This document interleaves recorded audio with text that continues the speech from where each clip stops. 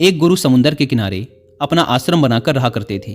वे रोज शाम को आश्रम के बाहर खड़े होकर समुंदर के ऊपर उड़ने वाले बाजों को बड़े ध्यान से देखा करते थे। एक शाम को वो रोज की तरह समुंदर के किनारे खड़े होकर एक उड़ते हुए बाज को निहार रहे थे कि तभी उनके आश्रम के कुछ शिष्य उनके पास आकर खड़े हो गए और वो सभी भी उस उड़ते हुए बाज को निहारने लगे। थोड़ी देर तक उस बाज को देखने के बाद उनमें से एक शिष्य ने गुरु से पूछा, गुरुदेव, आप रोज शाम को इन उड़ते हुए बाजों को क्यों देखते हैं? शिष्य का ये प्रश्न सुनकर गुरु कुछ देर तक तो मौन रहे, फिर अचानक बोल पड़े, जिंदगी में अगर कुछ बनना हो तो एक बाज बनना, कभी तोता मत बनना, क्योंकि तोता बोलता तो बहुत है लेकिन कभी ऊंचा उड़ नहीं पाता। लेकिन एक बाज जो कि हर समय शांत रहता है पर आकाश को भी छू लेने की सामर्थ्य उसके अंदर होती है। गुरु ने आगे कहा, आज मैं तुम्हें बाज के जीवन से 8 ऐसी बातें बताऊंगा जो कि हर इंसान को बाज से सीखनी चाहिए। जीवन की बहुत बड़ी सीख छुपी है इन 8 बातों में। पहली सीख, एकाग्रता। जब भी बाज को शिकार करना होता है तो वो एक बार अपने शिकार को निश्चित कर लेता है, फिर वो किसी दूसरे शिकार पर ध्यान नहीं देता। शिकार का आकार उससे छोटा हो या फिर उससे कई गुना बड़ा, एक बार शिकार को चुन लेने के बाद वो उसकी हर हरकत, हर गतिविधि पर पैनी नजर रखता है। यदि मछली का शिकार करना होता है तो वो समुंदर की हर मछली को अपना शिकार नहीं बनाता, बल्कि उसमें तैर रही किसी एक मछली को ही अपना शिकार बनाता है। फिर वो उसकी हर एक गतिविधि पर नजर बनाए रखता है कि वो कब सतह पर आती है और कितनी देर तक वहां रहती है। ठीक कितनी देर बाद वो पानी से ऊपर छलांग लगाती है। वो हर एक चीज जो शिकार करने के उसके काम को आसान कर सके वो उसका बड़ी ही सावधानी से निरीक्षण करता रहता है। तो इससे हमें सीखना चाहिए कि 10 अलग अलग लक्ष्यों में अपनी ऊर्जा बर्बाद करने की बजाय हमें किसी एक लक्ष्य में पूरी एकाग्रता के साथ ध्यान देना चाहिए और जितना हो सके उस लक्ष्य के बारे में सीखें, जानें व पढ़ें और साथ ही इस चीज़ का भी अवलोकन करें कि उस लक्ष्य को पाने में क्या क्या चुनौतियाँ आने वाली हैं और हमें कैसे उन चुनौतियों को आसान बनाना है। ये सब बातें हमें जान लेनी चाहिए। दूसरी सीख, बाज हमेशा सबसे ऊपर और अकेला उड़ता है। बाज कभी भी किसी चिड़िया, कौवा या छोटे पक्षियों के साथ नहीं उड़ता। बाज या तो बाज के साथ उड़ता है या फिर अकेला उड़ता है। इससे हमें सीख मिलती है कि छोटी सोच वाले लोगों से दूर रहो, या तो बड़ी सोच वाले लोगों के साथ रहो या फिर अकेले रहो, क्योंकि जैसे लोगों के साथ हम रहते हैं अंततः हम भी वैसे ही बन जाते हैं। इसीलिए हमेशा अच्छे लोगों का साथ चुनो, नहीं तो फिर अकेले रहो, क्योंकि यही वो समय होता है जब हम खुद को अच्छे से जान पाते हैं। तीसरी सीख, अपनी सीमाओं से ऊपर उठो। जब जब मौसम खराब होता है, जब जब बारिश, आंधी या तूफान आता है, हर एक पक्षी अपने घोंसले की तरफ भागता है, खुद को छुपाने की जगह ढूंढता है। लेकिन बाज ऐसा कुछ भी नहीं करता। वो खुद की सीमाओं को तोड़कर बादलों से भी ऊपर उड़ने का प्रयास करता है। हवाएं उसे थपेड़ा मारती हैं, पंख उसके भारी हो जाते हैं, पानी और धूल की वजह से उसे कुछ दिखाई नहीं देता, लेकिन वो फिर भी आसमान की तरफ उड़ता रहता है और अंततः बादलों से भी ऊपर निकल जाता है और वहां तब तक उड़ता रहता है जब तक मौसम ठीक नहीं हो जाता। बाज अपनी सीमाओं को सिर्फ इसीलिए तोड़ पाता है क्योंकि वो समस्या के आने पर उससे घबराता नहीं, उससे डरकर बचने का प्रयास नहीं करता, बल्कि एक सकारात्मक नजरिए के साथ उसका सामना करता है। इससे हमें सीख मिलती है कि जीवन में जब भी समस्याएं आएं तो उससे भागो मत, उनसे बचने का प्रयास मत करो, बल्कि समस्या की आंखों में आंखें डालकर तब तक उसका सामना करो जब तक कि वो समस्या पूरी तरह से समाप्त न हो जाए। और ऐसा केवल तभी संभव है जब व्यक्ति सकारात्मक सोच, सकारात्मक नजरिए के साथ समस्याओं को देखे। दोस्तों, मैं यहाँ पर एक रेलेवेंट ऑडियो बुक रिकमेंड करना चाहता हूँ जिसका नाम है पॉजिटिव एटीट्यूड से सक्सेस पाने की टेक्निक्स, जो कि आपको मिलेगी कुक एफएम ऐप पर। 3 बातें जो मैंने इस ऑडियो बुक से सीखी हैं। पहली बात, हमारा सकारात्मक दृष्टिकोण स्वाभाविक रूप से हमारे जीवन में सबसे अच्छी और सुंदर चीज़ों को आकर्षित करता है। दूसरी सीख, हमारा नकारात्मक रवैया हमसे वह सब छीन लेता है जो जीवन को जीने लायक बनाता है। और तीसरी सीख, हमारी सफलता, स्वास्थ्य, खुशी और धन इस बात पर निर्भर करता है कि हम अपने मन को कैसा बना के रखते हैं। दोस्तों, ये वाली ऑडियो बुक मेरी सबसे फेवरेट ऑडियो बुक्स में से एक है और मैं आपको स्ट्रांगली सजेस्ट करूंगा कि आप लोग एक बार इस ऑडियो बुक को जरूर सुनें, क्योंकि इसमें सीखने लायक बहुत सी इंपॉर्टेंट बातें हैं। और जिन्हें कुक एफएम के बारे में नहीं पता, यह इंडिया का सबसे बड़ा ऑडियो शो प्लेटफॉर्म है जहां पर आप 10,000 से ज़्यादा ऑडियो शोज को सुन सकते हैं, वो भी 7 इंडियन लैंग्वेजेस में।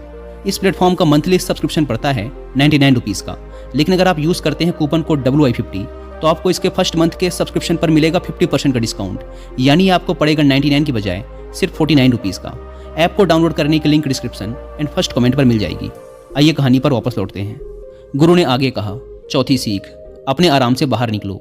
बाज कभी भी अपने घोंसले में घास के कोमल तिनके नहीं रखता और जो तिनके कोमल होते जाते हैं उन्हें निकालकर फेंकता रहता है। वो ऐसा इसीलिए करता है ताकि उसके अंदर अपने घोंसले से बाहर निकलकर शिकार करने का जुनून चढ़ा रहे और उसके बच्चे आलसी न बने। वो लगातार घोंसले से निकलने के बारे में सोचते रहें, उड़ने का प्रयास करते रहें और जल्द से जल्द अपनी सुरक्षा खुद करना सीखे। इसीलिए वो कोमल घास का एक भी तिनका अपने घोंसले में नहीं रहने देता। लेकिन दूसरी तरफ हम इंसान हैं जो बड़े बड़े लक्ष्य तो हासिल करना चाहते हैं, लेकिन साथ ही अपना आराम भी नहीं छोड़ना चाहते। हम हर दिन पूरी जिद्दोजहद करते हैं अपने घर को, अपने कमरे को, अपने जीवन को और भी आरामदायक चीज़ों से भरने के लिए। हम हर वो काम करते हैं जिससे हमारा जीवन और भी आरामदायक हो सके। हम आराम को बहुत अहमियत देते हैं। तो बाज के जीवन की इस घटना से हमें सीख मिलती है कि अपने आराम को छोड़ो, क्योंकि जहाँ आराम है वहाँ विकास नहीं है। अपने आप को हर दिन थोड़ा मुश्किल समय से गुजरने दो, क्योंकि यही चीज़ हमें मजबूत और जीवन में आगे बढ़ाती है। 5वीं सीख, निडरता। बाज कभी भी अपने शिकार का आकार या उसकी ताकत देखकर घबराता नहीं है और ना ही कभी उसके सामने हार मानता। वह अपनी आखिरी सांस तक उसे टक्कर देता है और उसे अपना शिकार बनाने की कोशिश करता है।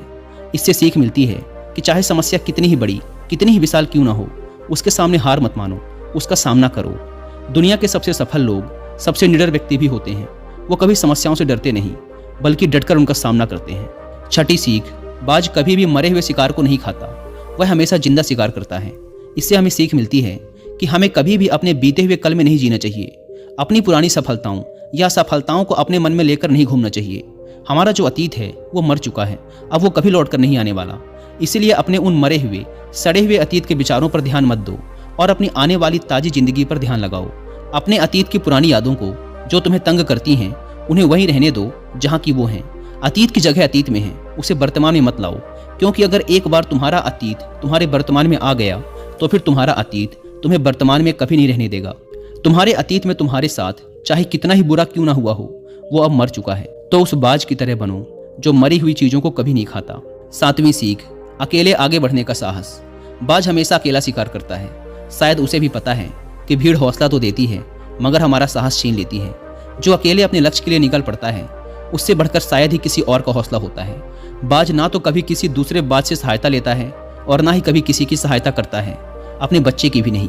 जंगल के राजा शेर को भी झुंड बनाकर शिकार करते हुए देखा जा सकता है, लेकिन बाज को नहीं। यही कारण है कि उसमें इतना साहस होता है कि वो जल, थल और नभ सभी जगहों पर शिकार करके अपना परचम लहरा सकता है।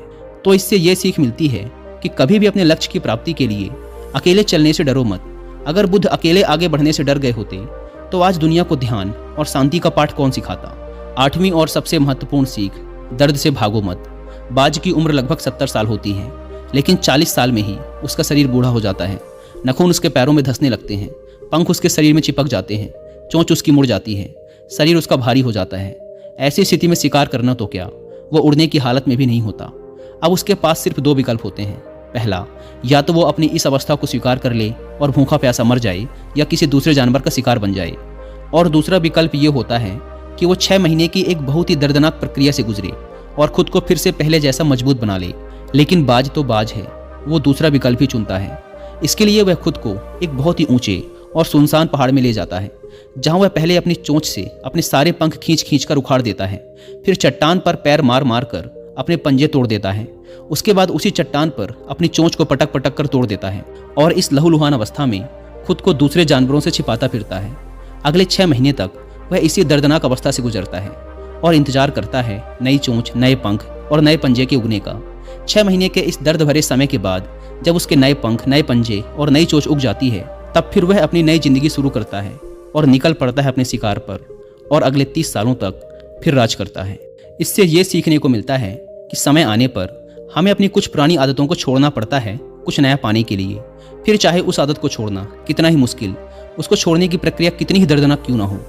चीज़ें जो हमारे लिए बोझ हैं, जो हमें पीछे खींचती हैं, जिनका हमारे जीवन में कोई काम नहीं, उन्हें छोड़ देना ही अच्छा है। गुरु ने आगे कहा, तो ये थी बाज से सीखने वाली वो 8 बातें जो जिंदगी भर तुम्हारे काम आएंगी। शिष्यों ने कहा, गुरुदेव, हमने तो कभी सोचा ही नहीं था कि बाज जैसे पक्षी से भी इतना कुछ सीखा जा सकता है। इसके बाद सभी शिष्यों ने गुरु को धन्यवाद किया और अपने अपने काम पर लौट गए। दोस्तों, आशा करता हूँ कि आपको इस कहानी से काफ़ी कुछ सीखने को मिला होगा।